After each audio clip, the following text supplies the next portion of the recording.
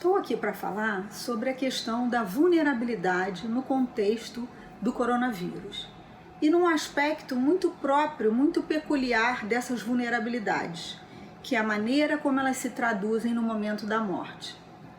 Em primeiro lugar, nós precisamos ressaltar que uma das funções do Ministério Público, uma das funções da República, na verdade, é a redução dessas desigualdades de natureza social, econômicas e mesmo regionais. O Ministério Público precisa estar atento a toda a questão da cadeia documental que tem um impacto muito forte nesse contexto do coronavírus. Estamos falando de cadeia documental que se inicia com o registro de nascimento e é uma das maneiras, é um dos índices que indicam o desenvolvimento de uma determinada sociedade. No Brasil, nós ainda temos, muito por conta da falta de um registro único, uma grande dificuldade de identificar pessoas. Temos um percentual ainda expressivo de mais de 1% nos casos de ausência de registro de nascimento.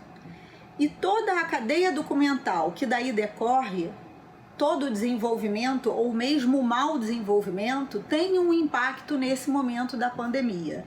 Na medida em que um paciente é atendido no sistema de saúde e nós não sabemos de quem se trata, ou podemos não saber de quem se trata, não necessariamente uma pessoa de posse da sua consciência, isso pode ter um impacto na terapêutica médica, por exemplo.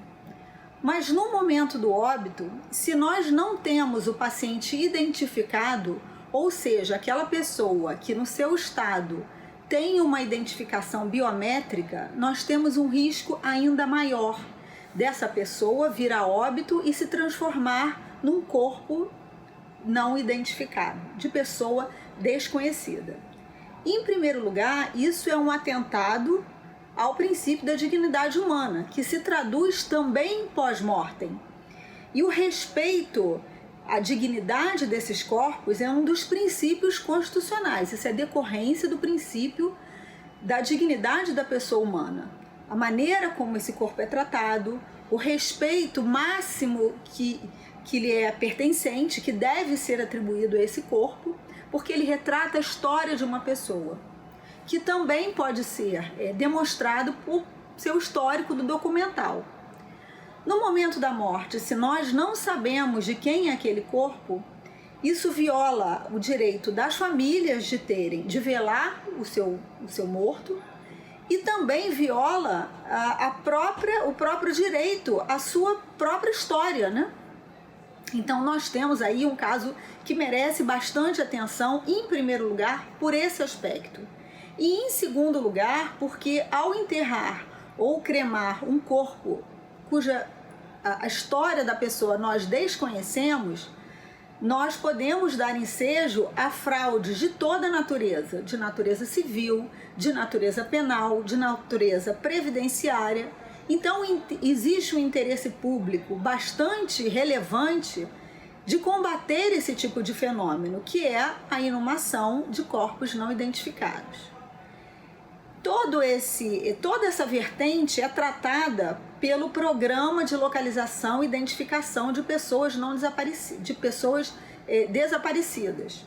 Esse programa ele é de autoria do Ministério Público do Estado do Rio de Janeiro, de 2011, programa premiado inclusive, e que em 2017 foi eleito o programa padrão pelo Conselho Nacional do Ministério Público e exportado aos demais ministérios públicos dos estados e também aos ramos da União.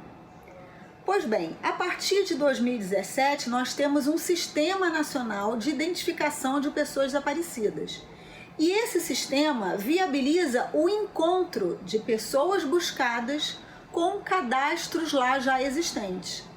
No caso dos pacientes de Covid que tiverem que ser inumados, sepultados ou cremados num prazo exíguo por questões de biossegurança, o prazo máximo indicado é de 24 horas, sem essa identificação, o programa de localização e, portanto, o próprio Sistema Nacional podem funcionar como um instrumento potente como repositório dessas informações, desses corpos, e é importante que se ressalte que devem constar a altura desse corpo, a idade presumida, marcas eventualmente como tatuagens ou coisas dessa mesma natureza, para que a gente possa, e lógico também, né, digitais que podem ser colhidas por papiloscopistas ou outras técnicas adequadas, fotografias, e que viabilizem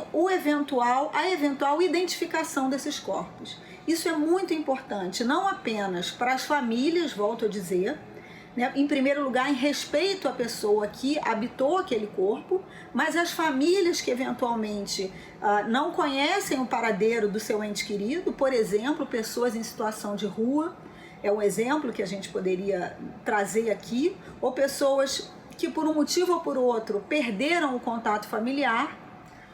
Então, respeito a essa pessoa que habitou o corpo, a sua família, que tem que ter acesso à sua história, à sua memória, e também como forma de evitar essas fraudes que podem decorrer da não identificação dos corpos. Repito, fraudes de várias naturezas, e nós exemplificamos aqui fraudes previdenciárias, fraudes de natureza penal, fraudes de natureza civil.